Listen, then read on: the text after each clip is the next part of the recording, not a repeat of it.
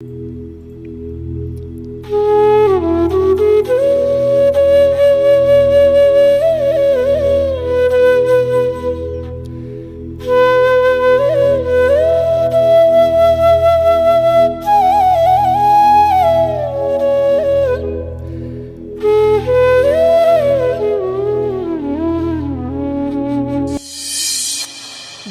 बुङो मोजां मोननाय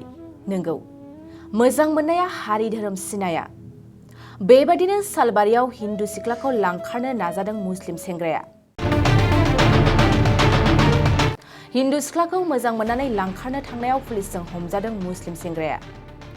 बाक्सा जिल्लानि सालबारि महकुमानि सिङाव थानाय गबर्दनानि हुसेन आली मुंनि सेंग्राया निमुवानि 16 बोसोर बैसोनि सासे हिन्दु हिन्जावसाखौ थांनाय 6 बोसोरसो सिगांनिफ्रायनो मोजां मोनबोदों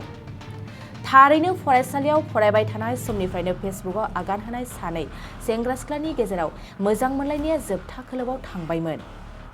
मिथिनाय बादिब्ला गुबुन रायजो बेंगालुरुनि मोनसे कम्पानियाव खामानि मावनाय हिन्दु हिन्जावसाजों मोजां मोनलायनाय मुस्लिम सेंग्राया दानसेनि सिगाङाव न'आव फैदोंमोन बे खाबुखौ लानानै मैया मोनाबिलियाव हिन्दु सिख्लाखौ न'निफ्राय लांखारनानै थांनाय समावनो बिसोर सानैखौ बरपेटानि खैराबारियाव पुलिसा हमनो हायो बाक्सानि गबर्दना पुलिसनि दखलाव थानाय मुस्लिम सेंग्राया मिथिहोदों आंनि मोजां मोननाया 6 बोसोर जाबाय न'नि मानसिया हरोबा हाबा खालामगोन होननानै फोरमायो बरपेटा रुनिफ्राय अनजय बसुमतारीनि खौरां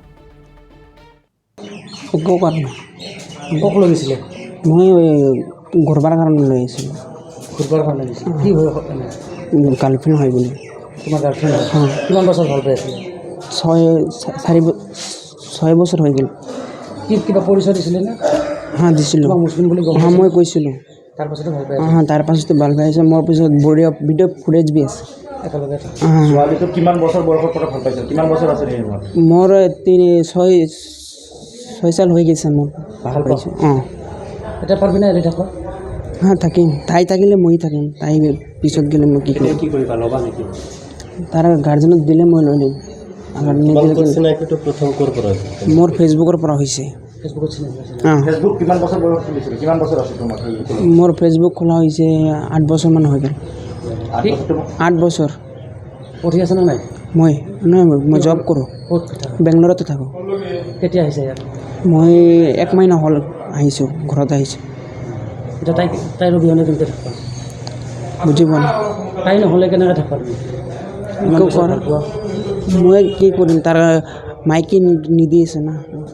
মোৰ আৰু কেছ কৰি ল'বাই নেকি তাই দিলে মই লৈ ল'ম বহুত ভাল পোৱা নেকি বহুত ভাল পাম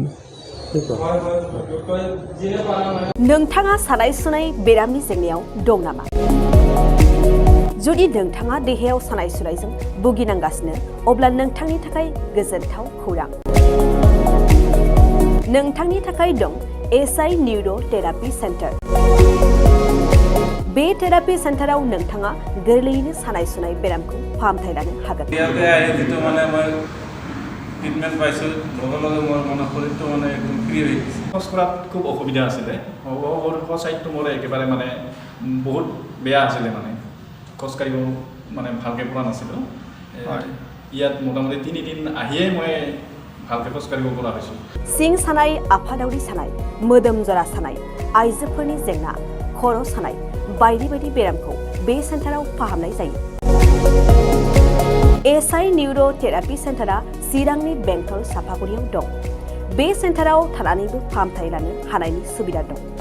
जुदि नोंथाङाबो फाहामथाय लानो लुबैदोंब्ला नैबे मबाइल नम्बर 7620160459 नङाब्ला 9476977956 आव थोंजोङै जगाजग खालामनो हागोन